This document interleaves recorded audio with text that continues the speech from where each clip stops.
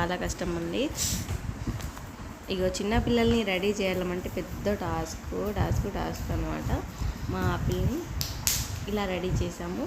బయట వేడి కొనకుండా ఇంట్లో ఉన్న వాటితోనే రెడీ చేసాము.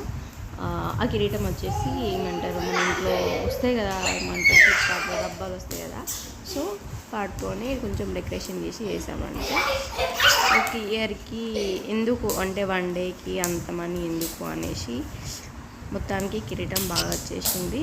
మా వాడేమో నేను రెడీ చేశాను, మా వాడేమో పీక్కుంటా ఉన్నాడు. ఫైనల్లీ మొత్తానికి కింద పడేసిండు. అటు కష్టపడి ఇటు కష్టపడి మళ్ళీ పెట్టి మళ్ళీ వేసి చాలా కష్టమైంది. ఇంకా మా